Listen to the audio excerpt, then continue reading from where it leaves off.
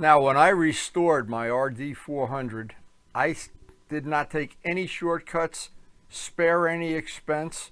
I wanted this to be a bike that I would keep till the day I die. And I think I've accomplished that. I've been riding the wheels off it for many, many years. I've got over 10,000 miles I've put on it, along with many tires and shocks and seats and various things. And I love the Kenny Roberts paint job. Today is officially a two-stroke day. The weather is absolutely beautiful. We got a fresh gallon of two-stroke oil and a wallet full of money to buy gas, because two-strokes are not the mileage king of the universe. Who cares? We're getting out on the open road. Now, anytime we go out on a two-stroke, as well as the normal pre-flight that we do for all bikes, always have to remember to check that two-stroke oil. Sometimes you forget it and you think the tank's going to fill itself. I always add a little bit of two-stroke oil to every gallon of gas, and I'm just overly cautious. I don't want this bike to have any issues, any mechanical issues unnecessarily, and I over-maintain it, over-polish it, over-clean it, and it's just like the fish. I overfeed the fish. Let's get out on the open road. I am ready to go.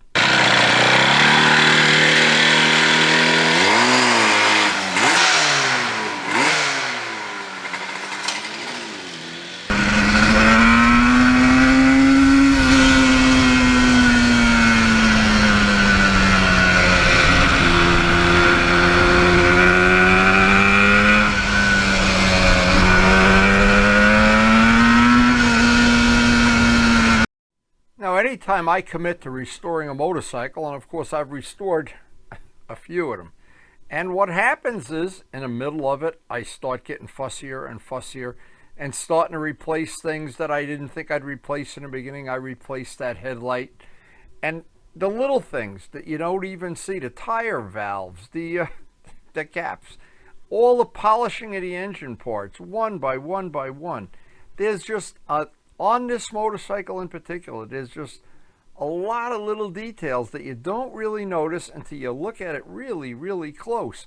And every one of them to me matters, and I just can't even count how many bolts and screws and little things that I've polished and cleaned, and cleaning up the sprocket and putting a new chain on the bike.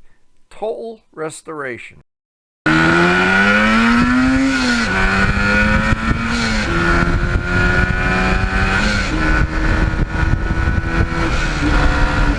When I first got the bike, Luciano gave me a lot of engine parts, a spare crank.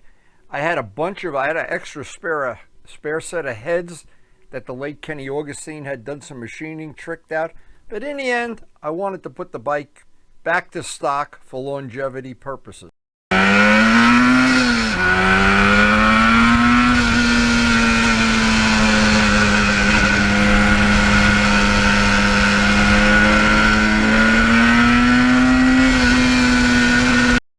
Now, I always add a little bit of oil with each tank of gas, and with the gas being $5 a gallon now, and this is not the mileage king of the universe.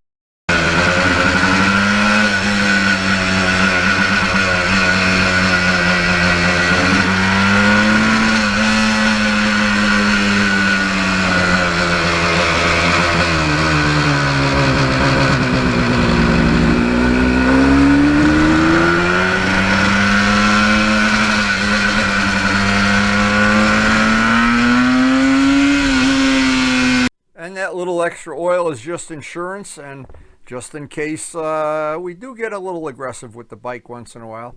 But that's what these bikes are made for. These bikes are made to hold the throttle wide open and go through the gears. That's, I'm sure, the main purpose when they designed it.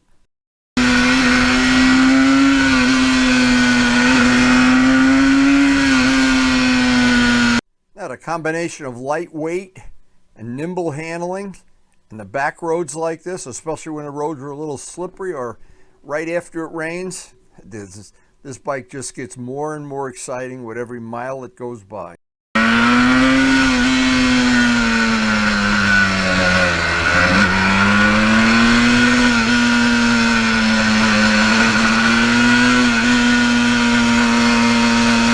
Now, in the very beginning, the big part of the restoration was the engine, and we had put new pistons in. We seized the engine up once and put a second set of brand new pistons in.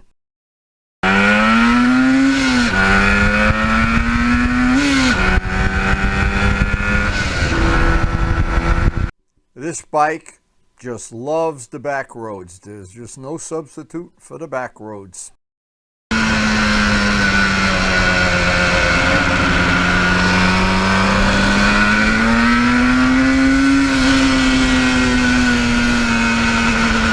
Now, when I got the bike, I had 5 extra RD wheels, and I wanted at one point in time to put spoke wheels on it, and Luciano had only some of the stuff I needed. So rather than try to do the conversion and all the parts you need for the, especially for the back wheel, what I did, I painted the wheels black with the yellow stripe. And to this day, I'm kind of glad I did. It kept the bike just a little more like what an original RD400 is like. And I think it coordinates with the Kenny Roberts paint pretty nicely.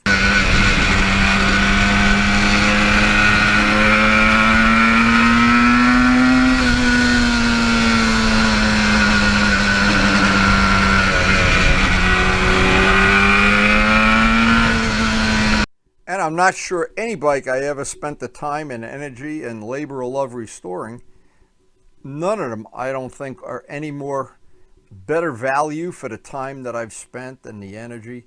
None of them compare really to the RD400.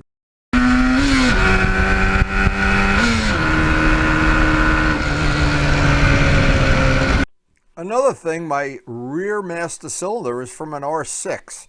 Easy to convert. You need to drill a couple of holes, but that proved to be one thing that was completely different from a stock bike.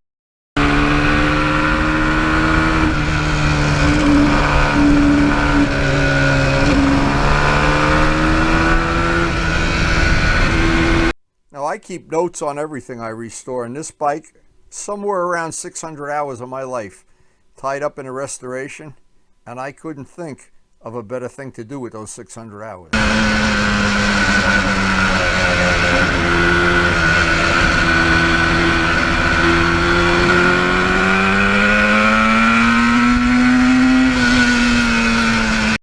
And if you're a two-stroke lover, you know, nobody can explain. It's just hard to explain what the thrill of two strokes is. I don't even know I can explain it, but I know it's definitely real.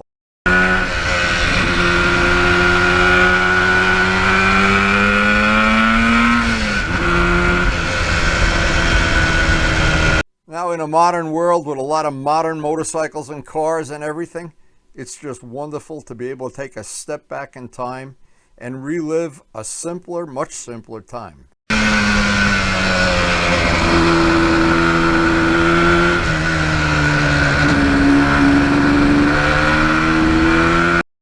And after just a spectacular day, you just can't have more fun than this. It is the time of day, and I hate this time of day. It's time to turn the bike around and get back to the farm, and Karen, of course.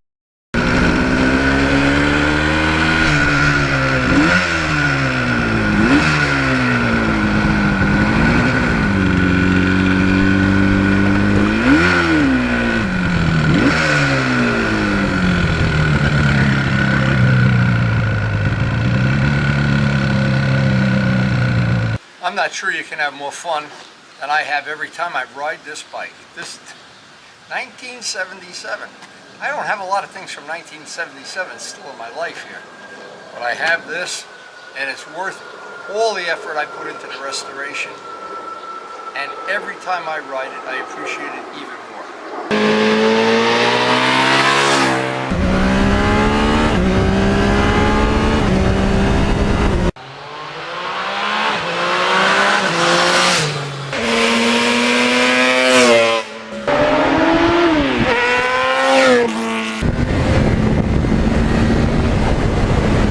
So I hope you enjoyed the video. Please hit the like button if you did, and thank you so much for watching.